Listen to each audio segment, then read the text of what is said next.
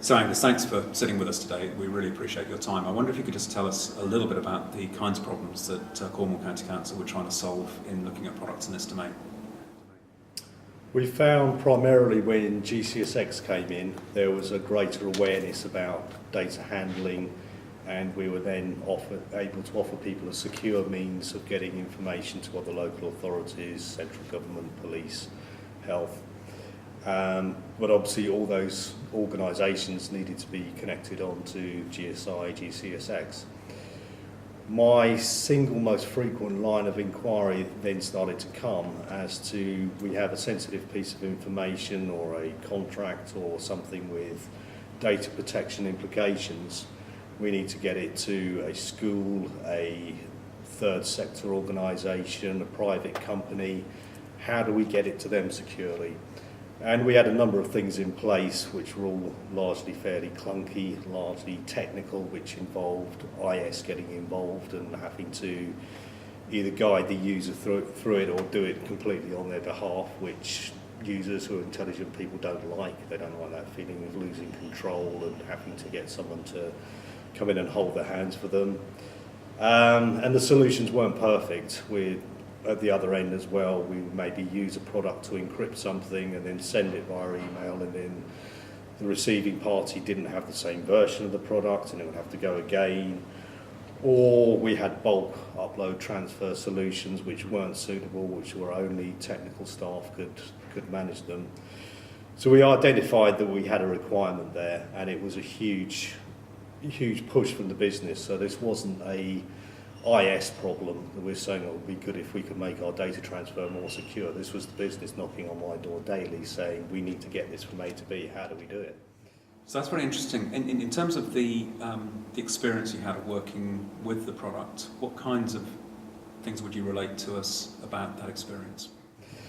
Cryptshare came to our attention, and it was initially not the first choice. We looked at a number of similar solutions, some of which were prohibitively expensive, some of which weren't, but were still fairly technical solutions. It looked like a nice, neat interface that we could imagine people who were capable of using email would be capable of using this. Company got involved, were very, very helpful and cooperative in giving us a virtual appliance as a trial for on a month's basis initially. We got it up and going with very little fuss. I think it's about an hour, 2 hours of an engineer's time to configure the IP address ranges and what have you. It was there working in our DMZ, and we cherry-picked a number of the people which I've previously spoken about who are coming to this with these inquiries and saying, we've now got something, you can go ahead, you can use it, don't put the crown jewels into it, use it purely as a test basis and give us some feedback in 3 weeks' time. Word spread, even on that cherry-picked list of people, we were about 10 or 12 people. Pretty much soon I had people coming up saying, well, we've heard there's this new solution, can we use it as well? And we were mandating all the time, this is a pilot, we may not have this in 3 weeks' time. Please, again, use it. Don't send anything too sensitive, but use it, tell us what you think. The trial chugged on, and then it timed out, and then we asked for another extension, which we were very generously given. We opened up the user base further, and we were told that we had to do a more formal exercise in the feedback collection and get strategy managers involved with the customers and engage with this properly. So we did a more mature trial, again, very successfully. The only complaints we had were from people who completely misconstrued what it was, that they wanted something to do batch transfers from a specific system or very niche needs. But the majority of feedback we had was, it's great, it's so easy to use, and the people I've sent it to are really appreciative because now we can get something to them. The main problem came when we disbanded the trial, and we did actually have some complaints of that IS finally gave us some tools we could use, and now you're taking it away from us. What are you going to do about it? On the basis of the feedback, though, and on the basis of we had a very genuine requirement here, the funding was found, we put it in and haven't really looked back since. I'm very interested in the the kinds of issues you solved, but which of these issues in particular would you pick out to recommend to others in their use of Cryptshare? We like the fact that it's configurable. We've branded it to look part of our corporate intranet and websites. We only allow people to use it under specific terms and conditions we put around it. For example, because it doesn't have the common criteria, we've said that it's suitable for IL2, not above.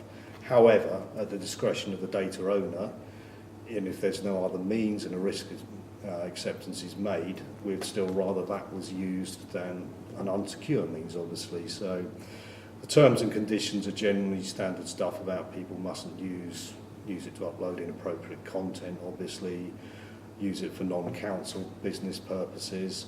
But other than that, trying to push it as an easy, friendly solution, which it's been generally adopted as.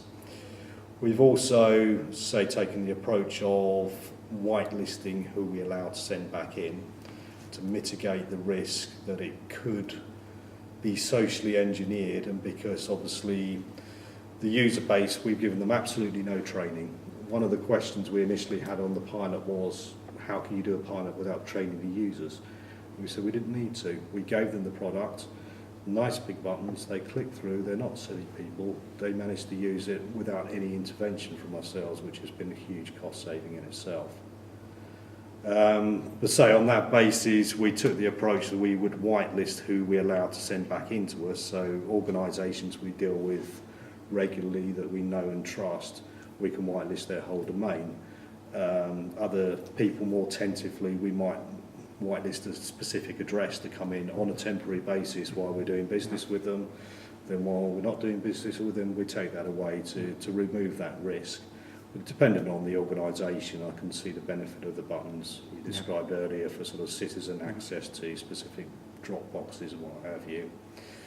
We haven't ventured down the Outlook plugin route yet, even though we've had user interest in doing so.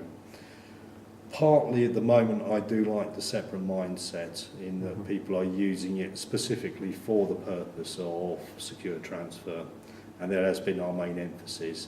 It has had the knock-on effect of offloading large files from our Exchange system as well, but we saw that as a kind of fringe benefit rather than the main reason, but that's certainly been helpful as well. The fact that it automatically purges, so information that's uploaded to it, we don't have to think about data protection and implications of it sitting there year in, year out. We set our limit to 7 days and it's gone. That's been contentious with some people, and when we've challenged it, again, it's a misconstruement. They're trying to use it as a storage device. That's not why we bought it. We bought it to transfer data. And if it's confidential information, surely you're going to want to know that somebody's picked it up within 7 days, and if they haven't done, then we're better off, scrubbing it all together. The auditability of it is excellent. I love the fact, particularly with some of the things I send, that I know when somebody's picked it up. I get the information that comes back to me, tells me exactly when and where, and obviously if I want to go drill into it with an IP address and what have you as well. So an element of non-repudiation there, which is always beneficial if you're concerned about the endpoints of where it's going. I mean, some of the more sophisticated solutions we looked at had complete end-to-end digital rights management. But that's a whole complex level of complexity we don't want to get into, that trying to manage the information that's left your authority is going to be a big challenge. We take it on the basis that we trust the endpoint where it's going to. What we're concerned about is keeping it secure till it's got to the endpoint, and Cryptshare works perfectly for that. That's very interesting. I wonder if you could talk to us briefly also about the way in which you might introduce Cryptshare, or what factors about Cryptshare you would see as being significant to recommend to other users. I think its strongest point is its simplicity. The fact that, say, anybody who can use Hotmail, Gmail and stick an attachment on it can use this. So you have a very intuitive interface that you can just point people towards, and vice versa at the other end. There's no complications in terms of will the person receiving it actually be able to open it in time? Particularly, a lot of things that go out are time critical, and people don't want a lot of fuss and song and dance about how it gets there. They want to get there quickly, and for that reason alone, its success has worked. I think if it had been more complicated to use, we wouldn't have had the success with it that we have done. So Angus, thanks very much for the input. It's been very, very interesting for me, and thank you for your time today.